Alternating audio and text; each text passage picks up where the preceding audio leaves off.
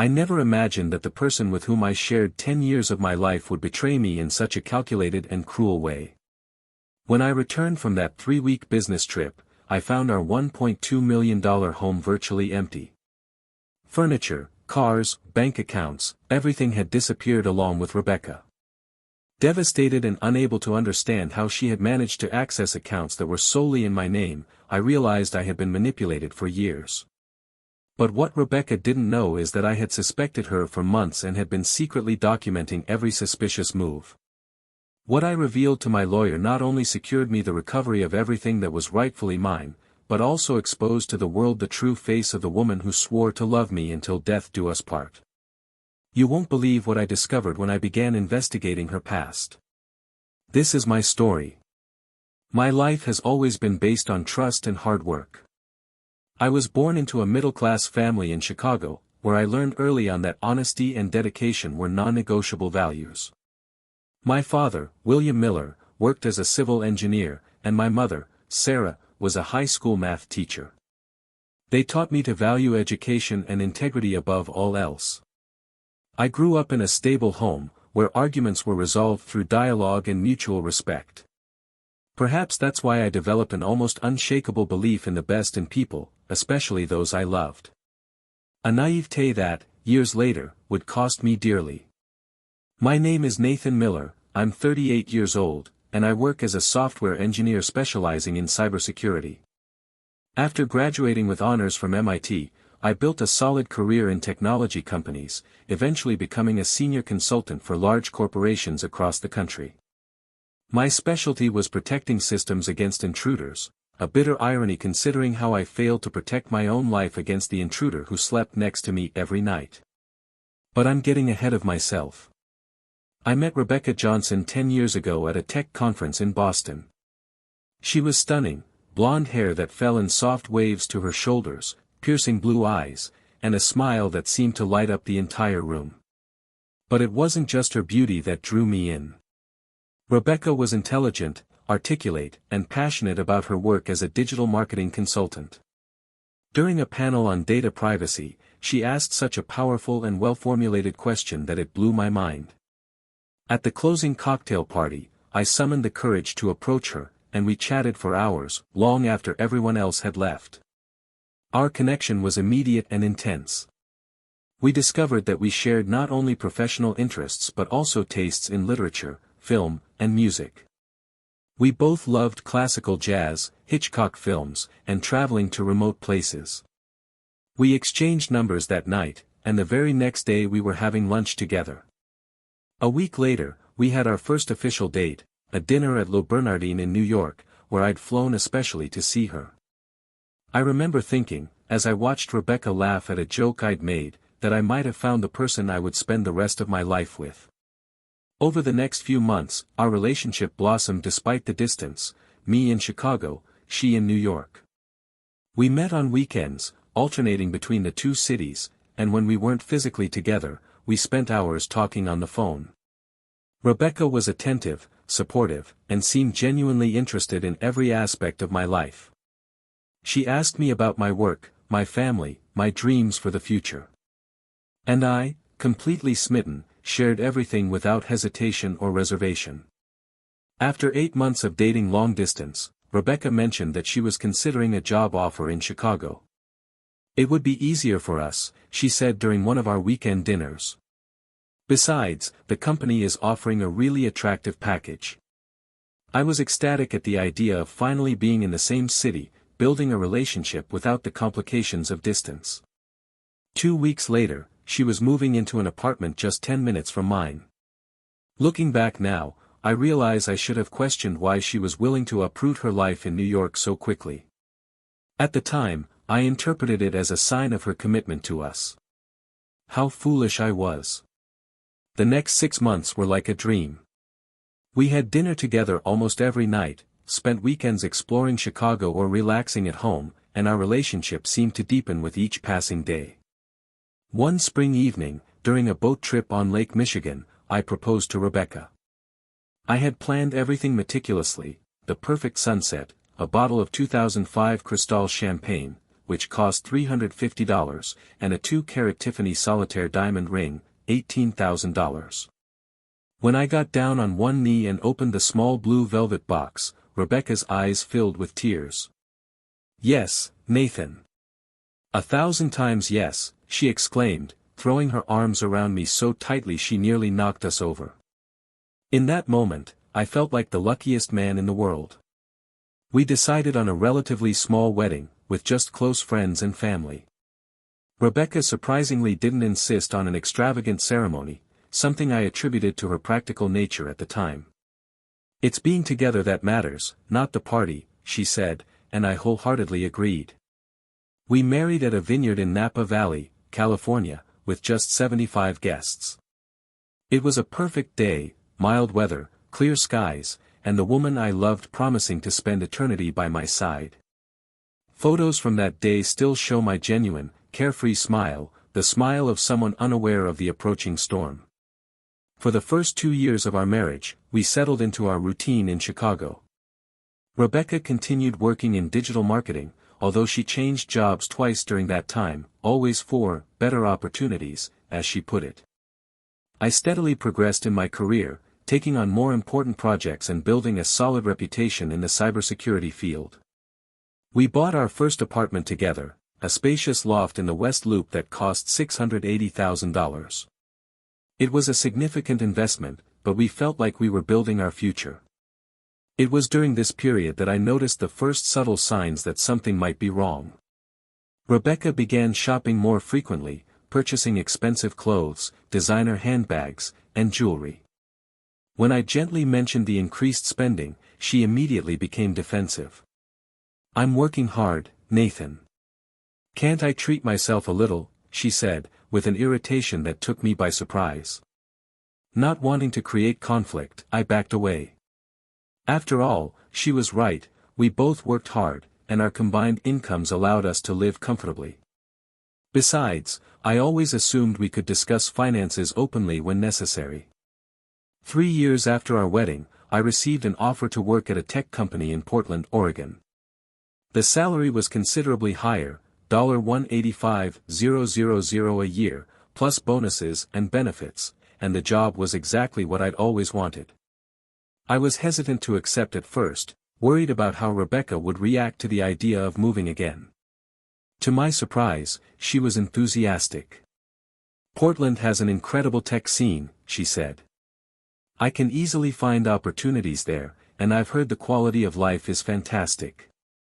Her positive reaction dispelled my doubts, and within 2 months, we were selling our Chicago apartment and moving to the West Coast. In Portland, we bought a house in Lake Oswego, an upscale suburb known for its excellent schools and family-friendly atmosphere. The property cost $1.2 million, a significant investment, but justified by my new salary and Rebecca's career prospects. The house was spacious, with 4 bedrooms, 3 bathrooms, an office, and a well-maintained backyard overlooking the lake. It seemed like the perfect place to eventually raise a family, though Rebecca always found reasons to postpone the discussion about children. "Let's enjoy a few more years, just the 2 of us," she would say. "We have plenty of time." The first few years in Portland were good. Rebecca found a job at a respected digital marketing agency, and I was thriving in my new position. We had a pleasant social circle, mostly co-workers, and a few neighbors with whom we got along well. We traveled frequently, Paris, Tokyo, Buenos Aires, Sydney, always staying in luxury hotels and enjoying the best each destination had to offer. These were the times when I felt most connected with Rebecca, away from the distractions of work and daily routine, just the 2 of us exploring new places and making memories. However, as we spent more time in Portland, I began to notice subtle changes in Rebecca. She became increasingly emotionally distant, more irritable when I asked about her day, more secretive about her activities. Her social calendar expanded to include people I'd never met, co-workers, professional contacts, and a mysterious friend named Ashley who had seemingly become her closest confidant. When I expressed interest in meeting these people, Rebecca always found excuses. "You wouldn't be interested in the conversation," or, "It's just a quick work thing," she'd say, effectively excluding me from an ever-increasing part of her life. Our discussions about finances also became more tense. Rebecca insisted that we deserved to live well and frequently questioned why I was so controlling when I expressed concern about overspending. To avoid conflict, I began to give in more and more, allowing her to take greater control over our joint finances. It was a colossal mistake that I would only realize too late. 5 years after our move to Portland, we would have celebrated our 8th wedding anniversary. I planned a surprise trip to Hawaii, booking a suite at the Four Seasons in Maui for 10 days at a cost of $12,000. When I presented the tickets to Rebecca as an anniversary gift, her reaction was lukewarm. "That's sweet, Nathan, but I have an important project during those dates. Couldn't we reschedule?" It was the first time I'd truly felt rejected by her, and the feeling was devastating. We rescheduled the trip for 3 months later, and although we went, the magic I'd hoped for never materialized. Rebecca spent much of the time on the phone, supposedly dealing with work emergencies, or isolated with a book on the beach. We returned home feeling as if we'd taken 2 separate trips that coincidentally happened to be in the same location. It was around this time that I began noticing discrepancies in our bank accounts. Small ones at first, unexplained transfers to accounts I didn't recognize, larger than normal ATM withdrawals, purchases at stores Rebecca never mentioned visiting. When I asked about these transactions, she always had a plausible explanation. "Oh, I was helping Ashley with her apartment bills," or, "I needed money to buy you a surprise gift." I accepted these explanations because I wanted to believe her, because the alternative, that my wife was deliberately lying to me, was too painful to contemplate. In early 2023, I received an offer to lead a cybersecurity project for a large Japanese corporation. The job would require me to spend 3 weeks in Tokyo implementing and testing new security protocols. It was a significant professional opportunity, with the potential to expand my reputation internationally and open doors to future global projects. When I mentioned it to Rebecca, she strongly encouraged me to accept. "It's exactly the kind of opportunity you deserve," she said, with an enthusiasm I hadn't seen in a long time. At the time, I interpreted it as a positive sign for our relationship. She was supporting my career, recognizing my professional value. How naive I was. Preparation for the trip was intense. I spent weeks studying the Japanese company's specific systems, familiarizing myself with their existing protocols, and developing detailed implementation plans. Rebecca seemed genuinely interested in the project, asking questions about the technical details and offering insightful suggestions. In the days leading up to my departure, she was exceptionally attentive, preparing my favorite meals, helping with packing, ensuring I had everything I needed for 3 weeks in Japan. "I want you to focus solely on work, not worrying about things here," she said, in a gesture I now recognize as calculatedly manipulative. I left for Tokyo on March 3, 2023, leaving Rebecca with full access to our home, our joint accounts, and a complete trust that now seems almost criminally naive to me. For the first week, we communicated several times a day through texts and video calls. She asked about my work, shared updates on her daily life, and expressed how much she missed me. She sent photos of dinners she'd cooked for herself, books she was reading, even selfies with exaggeratedly sad expressions to show how lonely she was without me. Everything seemed normal, the kind of communication you'd expect between a temporarily separated couple. By the second week, I noticed a subtle change. Video calls became less frequent, with Rebecca citing late work meetings or social engagements as reasons for not being available during our usual hours. Her messages were shorter, less detailed, often just generic answers to my questions. When we did manage to video chat, she seemed distracted, often looking away from the screen or checking her phone while we spoke. "Is everything okay?" I asked during one of these calls. "Sure, I'm just tired. Work has been crazy," she replied, with a smile that didn't reach her eyes. By the third week, the change became impossible to ignore. Rebecca began missing our scheduled calls entirely, sending short apologetic messages afterward. "Sorry, I was with Ashley and we lost track of time.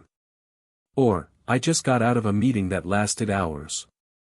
Can we talk tomorrow? When we finally did manage to talk, she seemed rushed, ending calls after just a few minutes with excuses about other commitments. I began to feel restless, a sense that something was wrong, but I rationalized that it was just the stress of the separation, combined with the pressure of my job in Tokyo, that was making me imagine problems where none existed. On March 21st, 3 days before my scheduled return, I had a particularly disturbing call with Rebecca.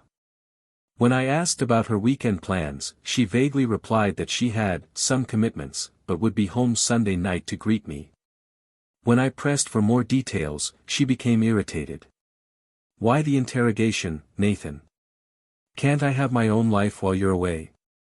The response left me stunned, not only by its content but by its hostile tone, which was completely disproportionate to my innocent question. Sorry, I didn't mean to upset you. I'm just looking forward to getting home, I replied, trying to defuse the situation. She softened somewhat, but the call ended shortly after, leaving me with a sense of unease I couldn't quite define. For the next 72 hours, my communication with Rebecca was minimal. She didn't respond to most of my messages, and when she did, it was with short, insubstantial texts. I tried calling several times, but every call went to voicemail. The anxiety I'd been feeling turned into genuine concern. What if she was sick? What if something serious had happened that she didn't want to tell me so I wouldn't worry about my important work? Or, and this thought began to form reluctantly in my mind, what if there was someone else? On March 24th, I boarded the flight from Tokyo to Portland with mixed emotions. There was professional pride in the successful project I had completed, the satisfaction of knowing my international reputation was now solidified. There was the natural excitement of returning home after 3 weeks in a foreign country. But overshadowing all of this was a growing apprehension about what I would find when I got home. The recent strange communications with Rebecca had planted seeds of doubt that I couldn't completely ignore. The 13-hour flight felt even longer because of my anxiety. I tried to distract myself with movies, work, and even sleep, but my mind kept returning to Rebecca and our home. Why had she become so distant? What had changed in the 3 weeks I'd been away? Was I overreacting, turning a simple case of homesickness and stress into something more sinister? Part of me hoped that when I got home, I'd find everything normal, that my worries would prove unfounded, and that Rebecca and I would laugh together about how I'd let my imagination run wild. I took a taxi from the airport, exhausted from the long trip but eager to finally be home. It was around 9 p.m. when the taxi pulled up in front of our house in Lake Oswego. The first thing I noticed was that all the lights were off. Strange, I thought, since Rebecca knew exactly when I would arrive and would usually leave at least the porch light on to welcome me. I paid the driver, grabbed my bags, and walked to the front door, a feeling of unease growing with each step. I inserted my key into the lock and opened the door, calling out to Rebecca as I entered. Honey. I'm home. Utter silence was the only response. I turned on the entryway lights and froze, unable to process what I was seeing. The coat rack where we normally hung our coats was empty. The console table where we kept our keys and mail was gone. I inched through the house, turning on lights as I went, each new room revealing more absences. The living room, once furnished with our Italian leather sofa, comfortable armchairs, and mahogany side tables, was practically empty. Only the rug remained, along with a few smaller decorative pieces that seemed to have been left behind because they were difficult to transport. My heart pounded as I climbed the stairs to the second floor. In our bedroom, Rebecca's closet was completely empty, not a single piece of clothing, not a single pair of shoes, not a single accessory remained. The drawers of the dresser she used were also empty, as if she had never existed in that space. My own closet had been partially emptied, my most expensive clothes, custom suits, Italian shoes, and the small watch collection I had accumulated over the years, including a Rolex that had cost $32,000, were all gone. In the master bathroom, Rebecca's beauty products were gone. In the office, my personal computer, a high-end MacBook Pro I'd recently purchased for $3,800, was missing, along with other valuable electronics. The feeling was surreal, as if I'd walked into the wrong house, or as if I were living a particularly vivid nightmare from which I couldn't wake up. I went back down to the first floor and entered the kitchen, the last room I hadn't checked yet. The refrigerator was practically empty, with only a few basic items remaining. The cabinets were in a similar state, only a few plates, glasses, and non-perishable food items had been left behind.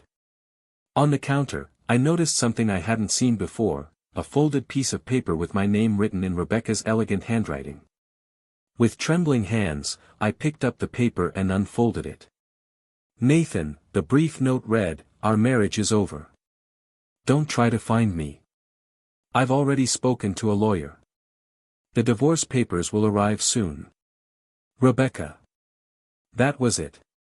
No explanation, no apology, nothing that suggested any remorse or even acknowledgement of the 10 years we had shared. I read the note over and over, as if additional words might magically appear if I looked closely enough. The calculated coldness of the message was almost as shocking as the state of the house.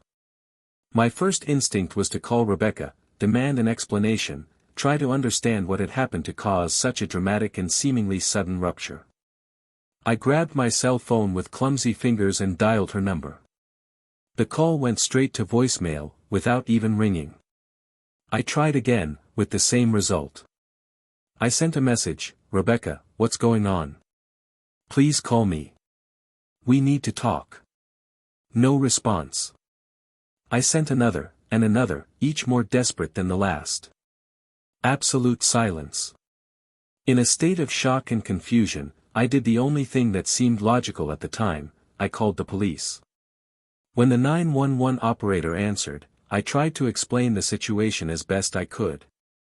"My name is Nathan Miller. I just got back from a business trip, and my house was ransacked. My wife is missing, along with many of our belongings." The operator asked several questions: how long I'd been gone, if there were signs of a break-in, if I'd tried to contact my wife, before informing me that they would send a patrol car to investigate. As I waited for the police, sitting on the floor of the empty living room, I tried to process what was happening. How could Rebecca do this? How could she simply erase 10 years of shared history without any explanation, without any chance for dialogue? Even if she wanted to end the marriage, why so coldly and calculatingly? And how had she managed to remove so much furniture and belongings in such a short time, without arousing the neighbors' suspicions? Thinking about the neighbors, I decided to try the couple who lived next door, the Thompsons. Maybe they'd seen something, maybe they knew where Rebecca was. I walked to their door and rang the bell, aware that it was almost 10:30 p.m. and I might be disturbing them. David Thompson answered, still dressed but clearly preparing to retire for the night. His face showed surprise when he saw me. "Nathan. You're back. I thought you were, well, never mind. What can I do for you?" "David, have you seen Rebecca lately? Or noticed anything strange going on in our house?" I asked, trying to keep my voice steady. David's expression changed to something between discomfort and pity. "Well, yes. About 4 days ago, I saw a moving truck in your driveway.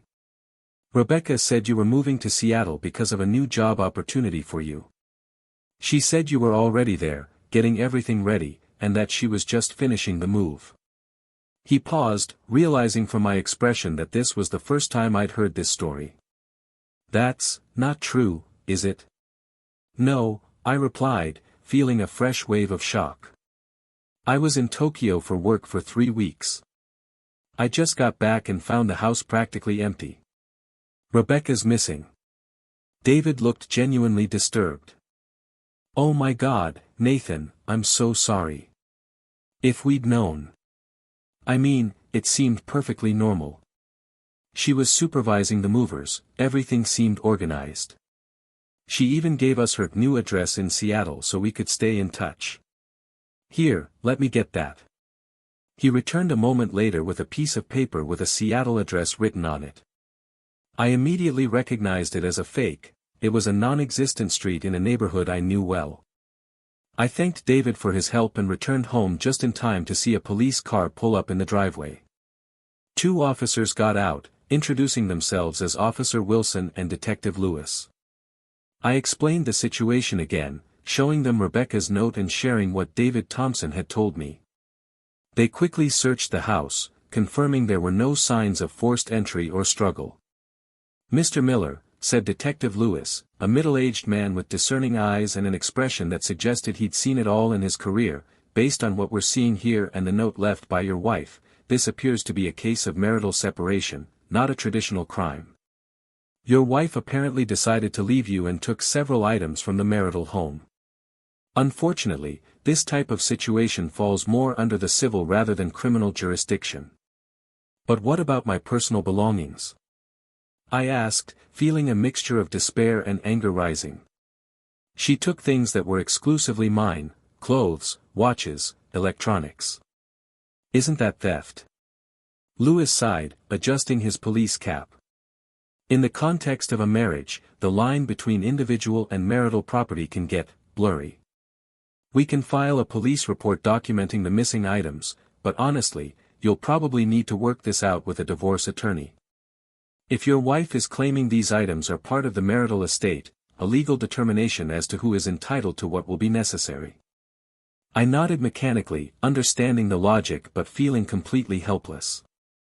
The officers filled out the report, photographed several rooms in the house, and promised to contact me if they discovered any information about Rebecca's whereabouts. Before they left, Detective Lewis handed me his card. "Call me if you remember anything else or if your wife gets in touch. And Mr. Miller. I don't want to sound callous, but based on my experience, given the level of premeditation here, you should also check your bank accounts and credit cards as soon as possible." As soon as the police left, I followed Lewis's advice and grabbed my spare laptop, which I had thankfully brought with me to Tokyo. I connected to the internet and accessed my banking app, mentally preparing myself for what I might find. The reality, however, was far worse than I could have anticipated. Our joint account, where we kept approximately $50,000 for household expenses and minor emergencies, was completely empty.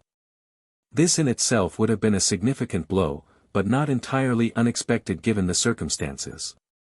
The real horror came when I checked my personal and investment accounts. The accounts in my name alone, which contained my entire life savings, approximately $780,000 in savings, investments, and retirement funds, had also been emptied.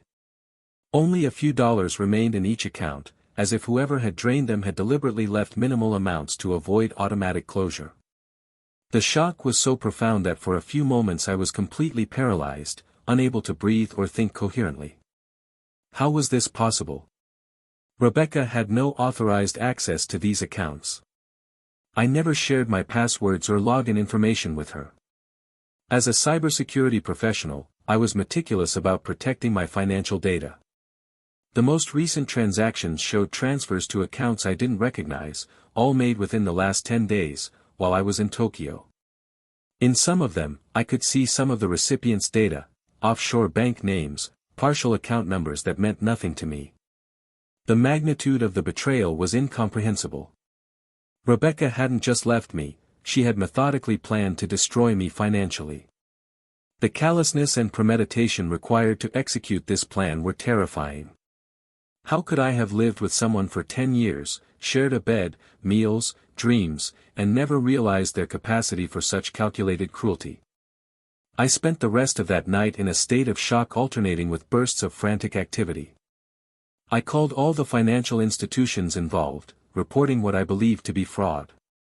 The representatives were friendly but not immediately helpful. They would need to investigate the transactions, they said, which could take days or weeks. When I asked how anyone other than me could have access to the accounts, one of the bank representatives checked the records and told me something that made my blood run cold. "Mr. Miller, according to our records, you added Rebecca Miller as a joint account holder on all your accounts in December of last year. We have the signed authorization forms on file." "That's impossible," I replied, my voice shaking with anger and confusion. "I never authorized this. I never signed such documents. I understand your concern, sir, the representative said, in a tone that suggested he had heard similar denials countless times before. I can send copies of the forms for you to review. If you believe your signature was forged, you will need to file a specific police report for fraud and work with our security team to initiate an investigation. In the hours that followed, I received scanned copies of the supposed authorization forms I had signed by email. Looking at them, I felt a mixture of horror and perverse admiration. The signature on the documents was, to the untrained eye, indistinguishable from my own. Someone had meticulously studied my signature and replicated it with enough precision to fool the bank staff. This level of forgery required considerable skill and practice. Rebecca had planned this for months, perhaps years, patiently observing, practicing, waiting for the perfect moment to execute her scam. Dawn found me still awake, sitting in the nearly empty kitchen with a cup of cold coffee in my hand, trying to comprehend how my life had fallen apart so completely in less than 24 hours. The exhaustion of the trip combined with the emotional shock left me in an almost hallucinatory state. It seemed impossible that just a day earlier I'd been in Tokyo, proud of the work I'd accomplished, eager to return home to my wife, to the life I believed I had. The current reality seemed like a cruel joke from the universe. With the first ray of sunlight streaming through the kitchen window, I made a decision. I would not allow Rebecca to get away with destroying my life. Not just with money and material possessions, but with the fundamental betrayal of trust, the complete disregard for our 10 years together, the calculated cruelty of her actions. In that moment, I promised myself that I would do everything in my power to hold her legally accountable, to recover what had been stolen from me, and to ensure that she faced the consequences of her actions. My first step was to find a lawyer who specialized in complex divorce and fraud cases. After some quick research and phone calls, I was able to schedule an emergency consultation with James Anderson, a renowned Portland attorney known for his aggressive approach and track record of success in high-conflict cases. His firm agreed to see me at 10 a.m. that morning, an extraordinary concession that reflected both the urgency of the situation and, I suspect, the lucrative potential they saw in the case. Anderson's office was located in an elegant building in downtown Portland, overlooking the Willamette River. The receptionist led me to a conference room where Anderson was waiting, a tall, thin man with meticulously combed gray hair and piercing blue eyes behind rimless glasses. He stood to greet me, his firm handshake exuding confidence and authority. "Mr. Miller, I'm sorry to meet you under these circumstances. Please sit down and tell me everything, from the beginning." For the next hour, I recounted the entire story, beginning with the day I met Rebecca and ending with the discovery of the emptied bank accounts. Anderson listened intently, occasionally jotting notes on a yellow legal pad or interrupting with insightful questions. He was particularly interested in the forgery of my signature on the bank documents and the coordinated manner in which Rebecca had removed the property from the house. "This demonstrates a level of premeditation that will be significant in court," he commented. When I finished my narrative, Anderson placed his pen on the table and interlaced his fingers. "Mr. Miller, I'll be blunt with you. We have a serious case of spousal fraud here. Your wife executed an elaborate scheme to misappropriate your assets and funds, falsified documents, and planned it all considerably in advance. The good news is that fraud is illegal, even within the context of a marriage, and we have solid grounds to not only contest the division of assets in the divorce, but potentially pursue criminal charges." "What's the bad news?" I asked, recognizing the rhetorical pattern. Anderson smiled humorlessly. "The bad news is that recovering your assets can be a long and complicated process, especially if your wife has already transferred the money to offshore accounts or converted it into hard-to-trace forms like cryptocurrency or physical assets under different names. The more time passes, the harder it becomes to follow the money trail. What can we do now? What are the first steps?"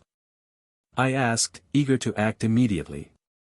"First, we need to file emergency motions to freeze any assets we can still identify. Second, hire a private investigator to locate your wife. We need to know where she is to serve legal documents. Third, gather all possible evidence of the fraud, the forged documents, bank records, neighbors' testimonies, anything that establishes a pattern of fraudulent behavior. And fourth, file a formal criminal complaint in addition to the civil divorce proceedings. I nodded, feeling slightly calmer now that I had a concrete plan of action. How long will all this take? Honestly? Months, possibly years for a complete resolution. Courts aren't known for their speed, and complex cases like this tend to drag on. But we can get some early wins quickly, emergency injunctions, notices to financial institutions, that sort of thing. What about the costs? I asked, suddenly aware of my precarious financial situation. Anderson didn't hesitate. My hourly rate is $450. For a case of this complexity, I estimate total legal costs between $75,000 and $100,000, possibly more if it goes to full trial. The private investigator will be an additional cost, as will any experts we need to consult. He paused, studying my expression. I know this is substantial, especially considering your current situation. I can accept a smaller initial payment and establish a payment plan. And if we win, when we win, we can potentially recover attorney's fees as part of the settlement. It was an astronomical sum, but what alternative did I have? I'll find a way, I replied. I have a line of credit in my name that Rebecca didn't know about, and my brother can probably lend me something to get started. The important thing is to get what's mine back and make sure she doesn't get away with it. Anderson nodded approvingly. That's the right move. Oh, one last question before we wrap up. Given your profession in cybersecurity, did you maintain any kind of monitoring or data backup on your home or personal devices? The question triggered a memory. About 8 months earlier, after a series of break-ins in the neighborhood, I had installed an advanced home security system. The system included discrete cameras in common areas of the house and, crucially, an automatic backup of all devices connected to our home network. The recordings and backups were stored on a secure server that I accessed remotely. In the chaos of the last 24 hours, I had completely forgotten about this system. Actually, yes, I replied, feeling a glimmer of hope for the first time. I have security cameras installed at home and an automatic backup system for our devices. I didn't mention this to Rebecca explicitly, it was mostly a passive security measure. Anderson's eyes lit up. This is a complete game changer, Mr. Miller. If we have recordings of your wife planning or executing this fraud, or evidence in the backups of compromising communications, it could be the deciding factor in your case. We need access to this data immediately. That same night, after signing the initial documents with Anderson and making the down payment using my emergency line of credit, I returned to the empty house determined to access the security system. Using my spare laptop, I connected to the remote server where the backups were stored, praying that Rebecca hadn't discovered and disabled the system. To my immense relief, the server was intact and working perfectly. The cameras had recorded activity in the house throughout my absence. I began reviewing the recordings, starting the day after my departure for Tokyo.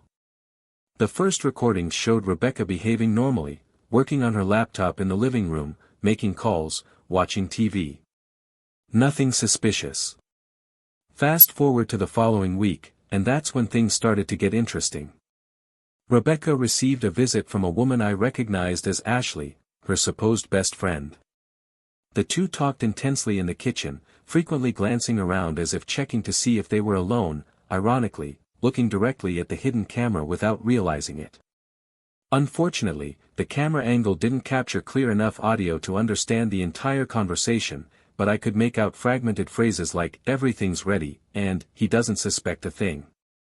2 days later, Rebecca received another visit, this time from a man she'd never seen before.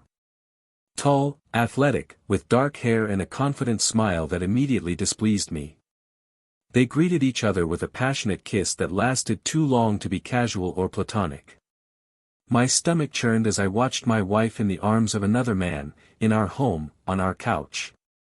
But the initial pain soon gave way to cold anger as I realized this was just the tip of the iceberg of Rebecca's betrayal. Over the next few days, the man, whom Rebecca called Mark, recurred several times.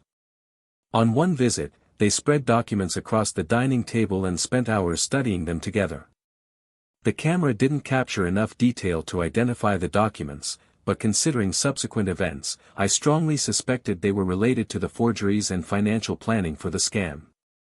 The most revealing moment came about a week before my scheduled return. Rebecca and Mark were in the office, where a camera had been set up near the bookshelf. Mark was sitting at the desk, working on something with rapt concentration, while Rebecca watched over his shoulder. "It's perfect," she said, loud enough to be captured clearly. "No one will question that. You're a genius, Mark." He turned his face to kiss her again. "Years of practice, baby. Told you that time behind bars wasn't entirely wasted." They laughed together, a sound that made my blood boil. Mark had been to prison. And clearly, she was referring to forgery skills. In the final 3 days before my arrival, footage showed Rebecca and Mark supervising a team of movers methodically removing furniture and boxes from the house. Rebecca seemed completely in control, directing the men efficiently, occasionally checking a list on her phone. The process was surprisingly orderly and quick, professional from start to finish, without the chaos we typically associate with last-minute moves. This only confirmed what I already suspected: this plan had been meticulously planned for months. While the camera recordings provided valuable information, the real treasure lay in the device backups. The system had regularly captured data from the computers and tablets connected to the home network, including Rebecca's personal laptop, which she clearly didn't know was being monitored. In the backup files, I found a goldmine of evidence: emails between Rebecca and Mark explicitly discussing their plan to clean my accounts, text messages detailing how to forge my signature, even a spreadsheet listing all the valuable items in the house with their estimated values and removal priorities. Even more troubling was the discovery that Rebecca had installed a keylogger on my main computer months earlier, software designed to record every keystroke, capturing passwords, account numbers, and other sensitive information.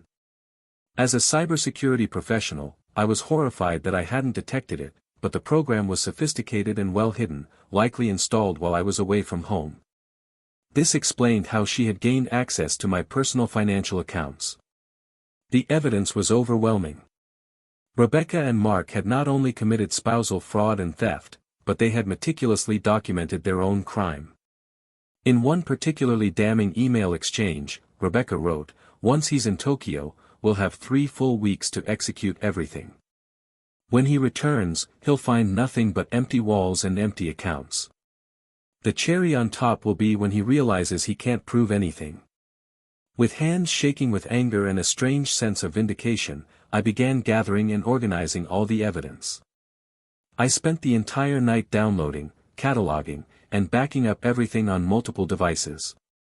In the end, I had a complete and devastating file that documented not only what Rebecca had done, but how, when, and with whom she had planned every detail.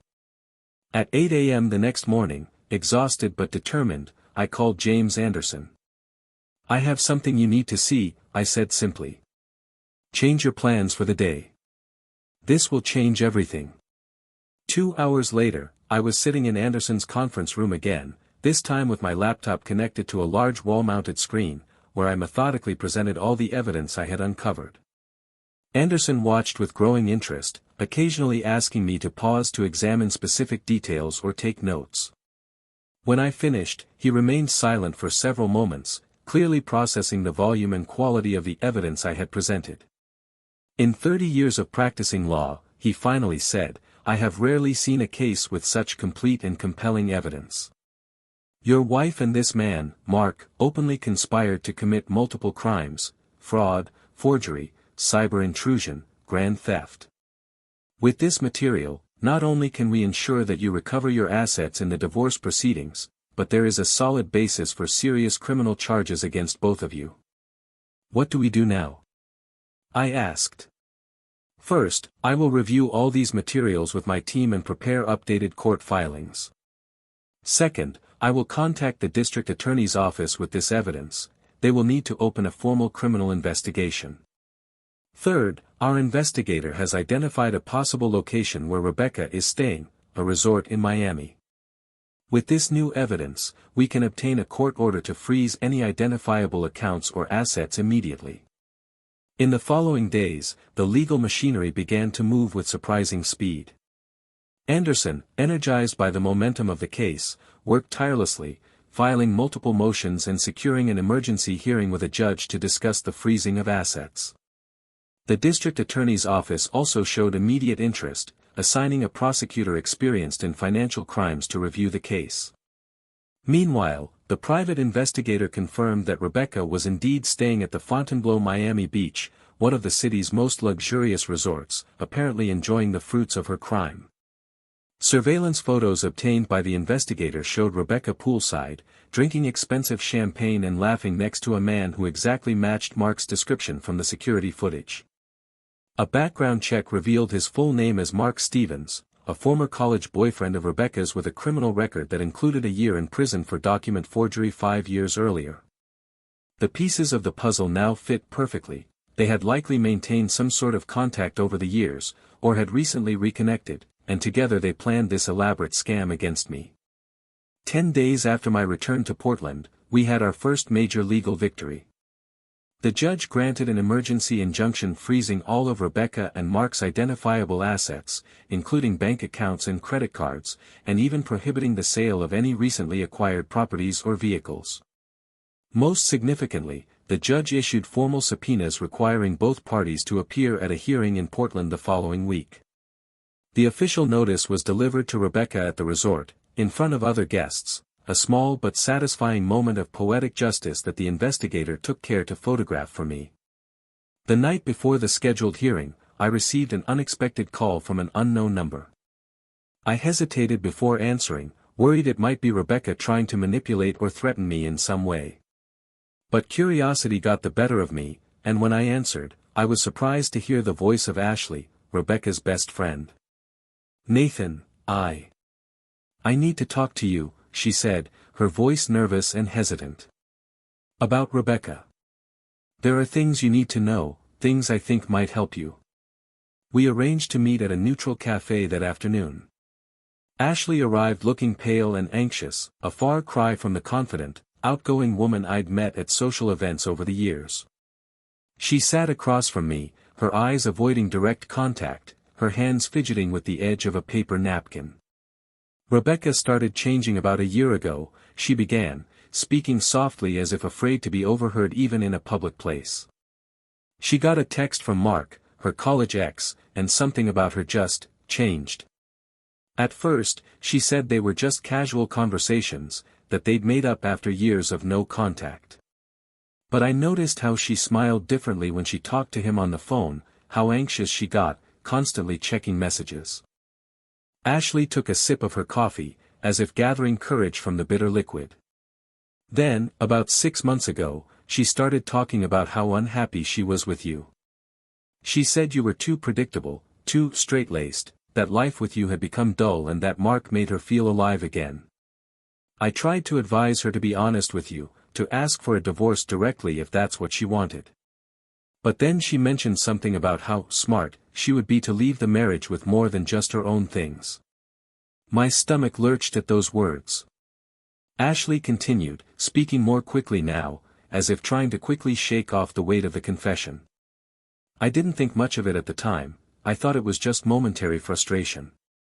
But then, when you left for Tokyo, she started acting really strange. She asked me to be her alibi, to confirm we were together if you called asking.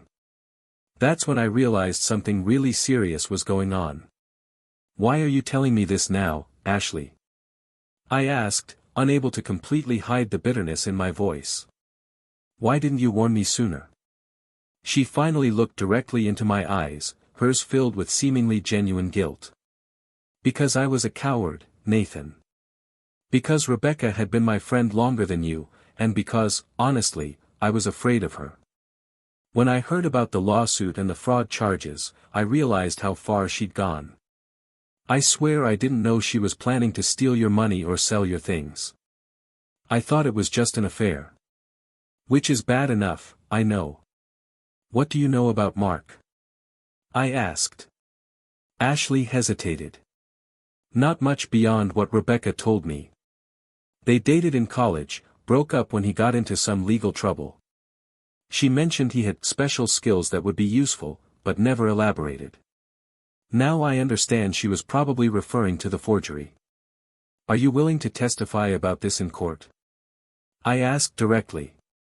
She nodded slowly. Yes. I also have some messages from her that might corroborate some of what I'm saying. I know this doesn't make up for my silence earlier, but it's the least I can do now.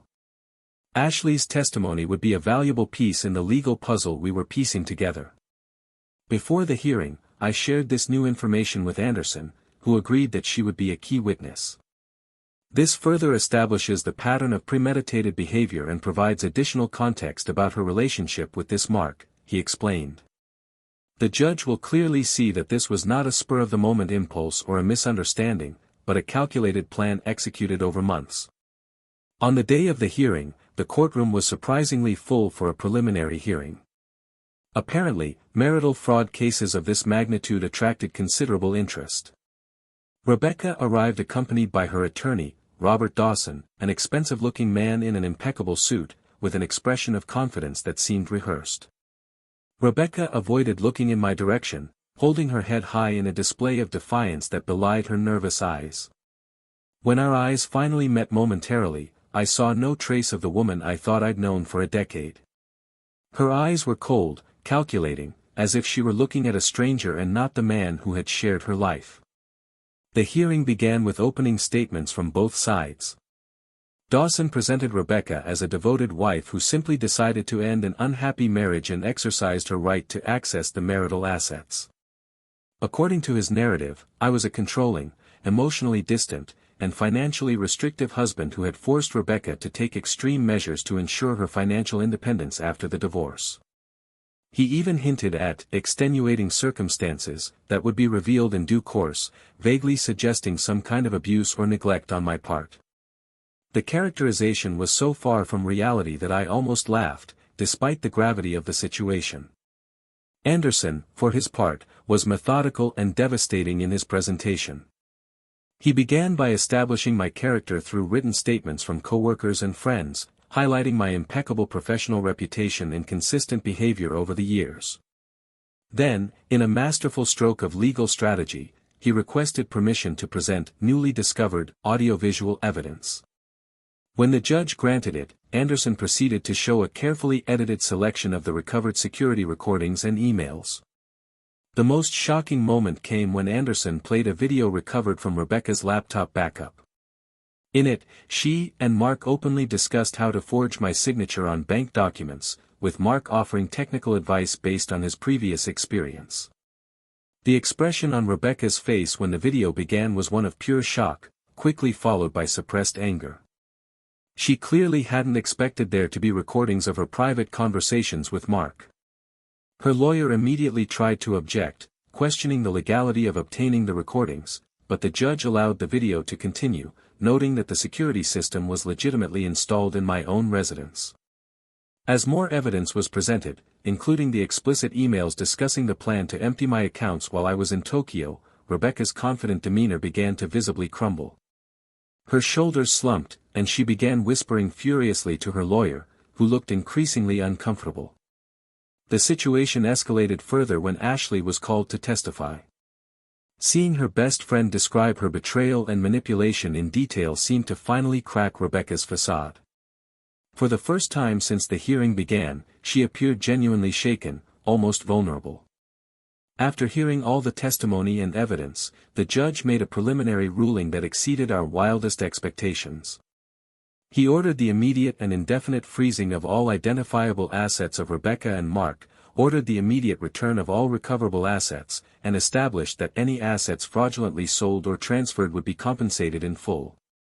He also authorized a full criminal investigation into both of their actions, specifically mentioning possible charges of fraud, theft, forgery, and conspiracy. This court does not tolerate the blatant manipulation of the legal and financial system for personal gain, the judge declared in his closing statement. Marriage is a partnership based on trust, not an opportunity for predatory exploitation. The evidence presented today suggests a pattern of fraudulent and criminal behavior that will be duly investigated and prosecuted. As I left the courthouse that day, I briefly passed Rebecca in the hallway. For a moment, our eyes met, and something, perhaps remorse, perhaps just fear of the consequences, seemed to pass over her face. She opened her mouth as if to say something, but no words came out. Her lawyer quickly pushed her away, whispering urgently in her ear. It was the last time I saw her in person. In the following months, the criminal investigation against Rebecca and Mark progressed rapidly, fueled by the substantial evidence we had provided. The identified bank accounts were frozen, and several recent transfers were reversed, allowing the recovery of approximately $620,000 of the original $830,000 taken. Many of the physical assets, including furniture and electronics, were located in a storage unit rented under Mark's name and recovered. Some of my most valuable personal belongings, including the Rolex and some of the designer suits, were never found, presumably sold quickly for cash. Realizing the growing gravity of her legal situation, Rebecca's attorney began negotiations for a settlement. After several rounds of discussions, we reached a settlement.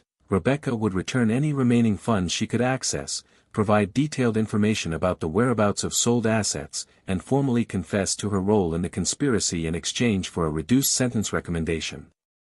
Mark, with his prior criminal history and central role in the scheme, was not so fortunate and faced a full sentence. The divorce was finalized exactly 1 year after my return from that trip to Tokyo. The final settlement favored me heavily, as expected given the circumstances. Rebecca was sentenced to 3 years in prison, followed by 5 years of probation, plus ongoing financial restitution after her release. Mark received a harsher 7-year sentence, aggravated by his prior history of similar crimes. Justice had been served, at least in the legal sense of the term. Gradually, I began rebuilding my life from the rubble. I sold the house in Lake Oswego. There were too many memories there, all of them now tainted by betrayal. I bought a smaller but elegant apartment in Portland's Pearl District, a vibrant urban neighborhood that shared no association with my previous life. At work, I maintained my focus and professionalism, and ironically, my personal experience with digital fraud made me even more valuable to security-conscious clients. Friends and family formed a crucial support network during this period of rebuilding. My brother Mike, who had lent me a considerable sum to help with initial legal expenses, never pressed for repayment even after my financial situation improved. Co-workers demonstrated remarkable understanding when I occasionally needed flexibility to deal with ongoing legal issues. And gradually, some new friends entered my life, people who knew me simply as Nathan, not as that guy whose wife stole everything and ran away. 6 months after my divorce was finalized, I received an unexpected email. It was from Rebecca, sent from the federal prison where she was serving her sentence. Nathan, the message began, I know I'm probably the last person you want to hear from. I don't expect your forgiveness, nor do I think I deserve it. What I did was unforgivable, and I'm facing the consequences now. But I wanted you to know that it wasn't all a lie. There were times, especially early on, when I truly loved you. I don't know exactly when or how that changed, how I allowed myself to be consumed by greed and resentment. Meeting Mark again was a catalyst, but the truth is, I was already changing before that, becoming someone I no longer recognize when I look in the mirror in my cell. I'm writing not to ask for a second chance or sympathy, but simply to offer what little truth I can. I'm sorry for what I did to you and what we had. It's too late for us, but I hope you find happiness again someday. Rebecca. I read the email several times, trying to decipher whether it was sincere or just another manipulation. In the end, I decided it didn't matter. What mattered was that I was moving forward, stronger and wiser for the experience. I decided not to reply to the email. Some doors are best left closed permanently. About 2 years after the divorce, I met someone new. Olivia was different from Rebecca in almost every way, not just in appearance or personality, but in the authenticity and transparency she brought to our relationship. An architect by training, she had expressive brown eyes and a genuine smile that lit up her entire face. We met at a fundraiser in Portland, and from the start, there was a different connection, calmer, more genuine, without the initial fireworks I'd experienced with Rebecca, but with a solidity that grew stronger with each interaction. Early in our relationship, I hesitated to open up completely. The scars from my experience with Rebecca were still fresh, and the fear of being deceived again was real and persistent. But Olivia demonstrated extraordinary patience, never pushing for more than I was ready to give, always offering space for vulnerability without demands. When I finally shared the full story of my marriage and divorce, she listened without judgment, offering support but also respecting my ongoing healing process. "We all have stories, Nathan," she said simply after I finished my narrative. "What matters isn't what happened to you, but how you choose to move forward. And from what I see, you chose strength and growth, not bitterness and mistrust. That says a lot about who you are." Over time, I learned to trust again, not blindly, as I had before, but with open eyes and a clear awareness of the value and fragility of trust. Olivia and I developed a relationship based on honesty, mutual respect, and direct communication. We built something new together, not in the shadow of my past with Rebecca, but as a separate and healthy entity. When I proposed to Olivia, it was without grand gestures or extravagance, just a sincere moment during a sunset walk in Forest Park, with a simple but elegant ring we had chosen together. We were married a year later in an intimate ceremony on Cannon Beach, with only 30 guests, close friends and family who had been with us through thick and thin. This time, I entered marriage not with naive romantic expectations, but with a mature, conscious commitment grounded in the reality of who we were as individuals and as a couple. Today, 5 years after that devastating night when I returned from Tokyo to an empty house, I can look back with a perspective that once seemed impossible. Rebecca's betrayal, as painful as it was just one chapter in my story, not its definition. The scars remain, no doubt, but they no longer limit me. I've learned to transform experience into wisdom, pain into growth. My career has flourished, becoming one of the most sought-after cybersecurity consultants in the Northwest United States. My marriage with Olivia continues to flourish, based on a foundation of honesty that we value above all else. We recently purchased a home on the Oregon coast, a place that symbolizes our new beginning, with enough space for the family we are now beginning to build. Olivia is pregnant with our first child, a boy who will arrive in a few months. If I could go back in time and speak to that broken Nathan sitting on the floor of an empty house, I would tell him to keep hoping. I would tell him that pain eventually lessens, that trust can be rebuilt, that hearts can love again. I would tell him that sometimes we need to lose something precious to discover our own strength. And most importantly, I would tell him that we are not defined by what happens to us, but by how we respond to it. My story isn't just about betrayal and loss, but about resilience and rebirth. It's about falling and rising stronger, about facing the worst and still choosing hope. If there's one lesson I'd like to share with you who've listened thus far, it's this: no matter how devastating the betrayal, how profound the loss, or how complete the failure seems, there's always a path forward. It may not be the path you imagined or planned, but it can lead to a place equally meaningful and satisfying. The key is to keep walking, one step at a time, keeping your eyes open to both the pitfalls and the possibilities that unexpectedly arise. If you're going through something similar right now, know that you're not alone. There are others who have walked this path before you and survived to tell their story. Find support, friends, family, therapists, support groups, people who can offer not only compassion but also perspective and practical guidance. Protect yourself legally and financially. Documentation and evidence are crucial in situations of betrayal and fraud. But most importantly, protect your heart and mind. Don't let another person's actions destroy your ability to trust or love. Healing takes time, but it is possible. Trust can be rebuilt, not as it was before, but perhaps even stronger because it is now based on experience and insight, not just hope and naivete. As I close my story, I want to thank you for listening. Sharing experiences like this helps break the isolation that often accompanies betrayal and divorce. If my journey can offer even a small comfort or guidance to someone going through difficult times, then these painful memories were worth revisiting. Remember, the end of a chapter is not the end of the book. Your story continues, and you are the main author. If you've made it this far, you probably recognize that relationships aren't always as we imagine, right? Here on this channel, you'll find a safe space where real stories like mine are told without judgment.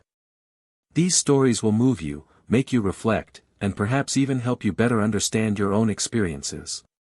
If you identified with any part of my story, whether it was the betrayal, the recovery, or the new beginning, leave a comment below sharing your perspective.